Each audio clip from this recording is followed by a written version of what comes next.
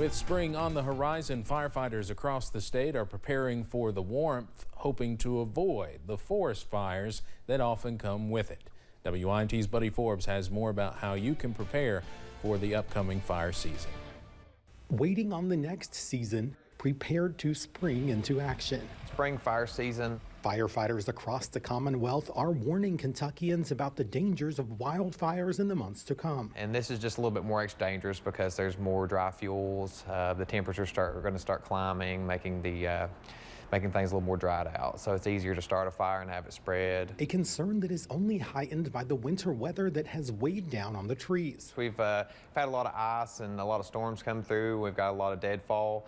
That just creates a tremendous fire load. Filling the mountains with acres of potential kindling. Not only do we have a lot of leaves like we normally have, but we have a lot of downed trees and limbs and things that if we did have a fire could possibly create quite a big fire. The Kentucky Division of Forestry announced the start of the season this week, issuing a statewide burn schedule. If you do have to burn trash, wait till after 6 p.m. And firefighters say even between 6 p.m. and 6 a.m., burning should be done with maximum supervision and plenty of fire suppressants. Pikeville firefighter Nicholas Fleming says even with wildfires, there are ways to potentially guard your home. Just kind of clean up around the property, push back any trees or limbs away from your home, clean up any leaves or anything like that around your home. And most importantly, protect yourself by staying far from the scene and calling for help if you see a fire. Don't put yourself in a situation where you might be trapped in a wildfire.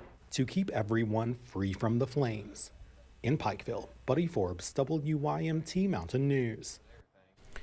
The spring forest fire season continues through April 30th. Fleming says if you have any questions about burning, you should contact the fire department or consult with the Division of Forestry. Well, Ashland police are looking for a man after they say he stabbed a taxi driver multiple times. This all happened around 3 o'clock yesterday afternoon. Police identified the suspect as 20-year-old Paul Gower from Ashland. Police say Gower attacked the taxi driver, stabbed him multiple times in the head and chest, stole cash and ran. Gower has a warrant for attempted murder and robbery. Police are warning if you see him, do not approach him and call 911. Governor Andy Beshear held his weekly COVID-19 briefing this afternoon, and the downward trend of cases, positivity rate, and hospitalizations continues.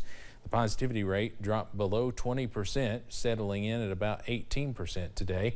Weekly cases made last week the 6th highest case burden the Commonwealth has faced, but despite that, the governor says the trends are all looking good. Being on this good trajectory in regards to cases and positivity rate, if these trends continue, we believe Kentucky will move out of the red and into the orange or even the yellow conservatively by March the 14th. We'll have a bigger recap, including an update on the impacts of vaccination during pregnancy, coming up tonight at 11.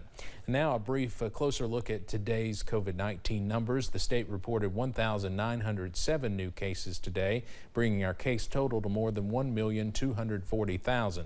There were 32 new deaths reported today as well, so deaths still staying pretty high, putting the Commonwealth's death toll at more than 13,400.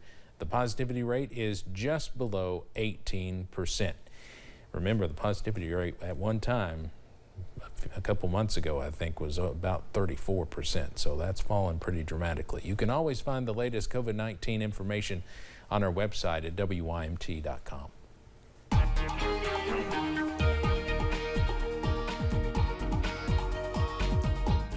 It's been a cool one around the mountains today as that cold air continues to work through. We're going to be warming up over the next couple of days, but we've got another cold night expected tonight. As night begins to fall, we see this now as we look over into our Buffalo Mountain camera right now. Beautiful shot of the sun setting, sitting at 37 right now here in Perry County. Seeing the backside of that sunset from the oranges on up to the blues. 75 at London this evening. Temperatures remain in the mid and upper 30s for many of us, though a little bit cooler as you head up into the Big Sandy. Those clouds hung a little bit tougher out there today. That's why those temperatures are a little lower. But with clear skies for us throughout the night, not just here, but everywhere in the state, we're going to see A fairly clear night tonight, down into the low to mid-20s for most of us as we welcome in some very chilly air, at least for one more night because of that cold air. I'll have the latest on when we could finally see some more warm air move back in coming up in just a bit. Steve? All right, thank you very much, Evan. Avian flu has been detected at a chicken farm in Fulton County. This is the first time avian influenza has been discovered in Kentucky since 2017. WYMT's Keaton Hall has more.